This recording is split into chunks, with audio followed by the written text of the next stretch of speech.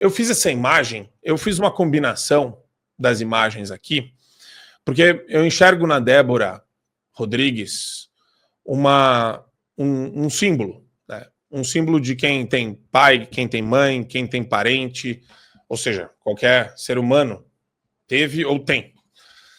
E eu acho, pode colocar o símbolo da Débora, eu fiz a composição com a estátua atrás, Perdeu Mané.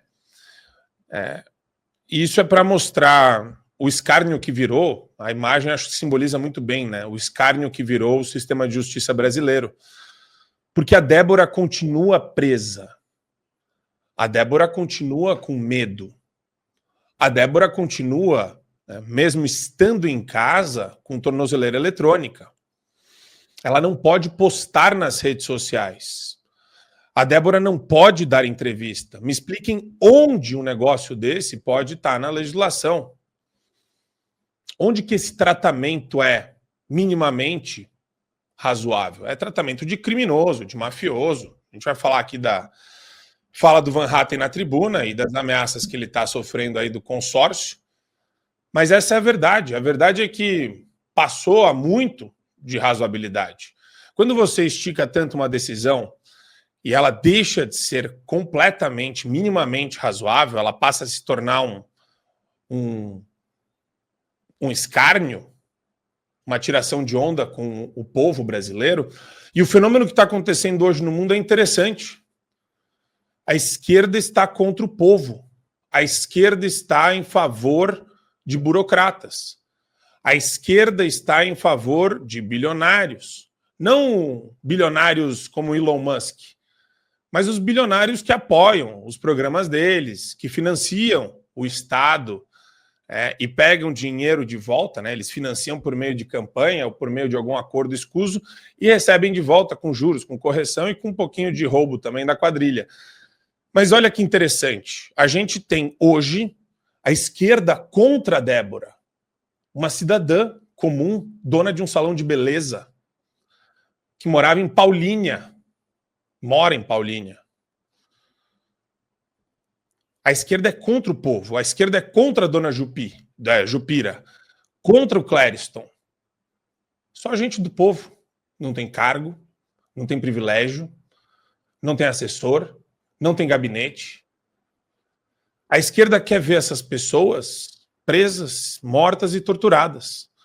A Débora ainda é uma torturada psicologicamente e fisicamente. Então ela é sim um símbolo. Tem gente que fala, ai, que coisa cafona, que coisa ridícula. Não é cafona não, cara. Vocês mexeram com o povo. E a hora que o povo se rebelar contra esse estado de coisas que vocês criaram, essa troça que vocês fazem, esse escárnio que vocês fazem da nossa cara, ele certamente ou vai virar. E vocês são assim, né? Vocês tiram onda e depois vocês são agressivos. Vocês tiram onda, mas querem prender. Vocês tiram onda, mas querem torturar. Ou é tudo muito engraçado, pífio e tosco para vocês, ou é tudo tão sério a ponto de ela não poder falar e dar uma entrevista. Eu quero ouvir a Débora. Eu quero ouvir a Débora. Eu não posso ouvir a Débora. A nossa audiência não pode ouvir a Débora. Ela não pode abrir conta em rede social. Está cheio de servidor público que se manifestou em prol de uma reforma do judiciário do impeachment do Alexandre de Moraes, que está sofrendo PAD nas costas. Processo administrativo disciplinar teve que firmar TAC, termo de ajustamento de conduta, para não usar mais rede social. Então é o seguinte, né? Eu cansei deste Brasil. E a gente tem que trabalhar pensando no Brasil que a gente quer para o futuro. Por isso que não dá para diminuir o tom. Por isso que quando a gente fala que é uma ditadura, eu não quero que concordem simplesmente comigo. Eu quero que a gente comece a bolar, eu quero pelo menos que a gente comece a bolar estratégias com base nisso. Não adianta concordar. É para a direita essa crítica, é para nós, é para o nosso lado. Não adianta concordar. Sim, estamos numa ditadura. Eu quero ver uma organização que reflita isso. Se a gente está numa ditadura, então a gente tem pautas prioritárias numa ditadura. Começando por tirar o ditador. Frear o sistema. Tem reforma administrativa numa ditadura? Não. Passa o que o sistema quer. Tem reforma tributária numa ditadura? Não. Tem uma reforma que aumenta ainda o controle da União, a centralização de recursos. Está na hora da direita pensar, né, na linha do que tem falado e defendido. Se é uma ditadura do judiciário, vamos agir em bloco. É pela anistia, é pela CPI do abuso de autoridade. Todas as pautas que devem gerar a obstrução do Congresso, elas têm que estar previamente acertadas. PL, republicanos, republicanos, eu não sei o que é, PP. Cadê esse pessoal? A gente tem que trabalhar, meus amigos. Vamos lá. Nós temos muita informação e análises para vocês hoje. E nós temos ele, o nosso estimado grande médico, futuro médico político. É isso mesmo, Holiday? Bom dia. Bom dia, Marco. Bom dia. Ih, que isso? Tá ficando profício aqui, hein? Tá ficando bom esse negócio. Gostei. Como é que você tá, Holiday? Bom dia. Cadê o Adrilles Jorge também, nosso vereador federal? Tá na área. Olha ele aí. Bom dia. Nossa. Ele mudou o cenário. Ele mudou. Eu tô num lugar que o Marco Antônio vai estar daqui a pouco. Minas Gerais. Não, eu tô em São Paulo. Aonde você tá, Adrilles, que eu vou estar daqui a pouco? No escritório do PL. Ah, tá. Verdade. Vamos lá. Você pergunta, eu respondo. Muito bem. Eu não deveria... Não tem problema. Não, mas já é um segredo. Já não é segredo para ninguém. Pessoal, vamos lá. A gente vai começar aqui com esse ponto que eu trouxe, Revista Oeste, colocando prisão domiciliar. Defesa de Débora dos Santos rompe o silêncio.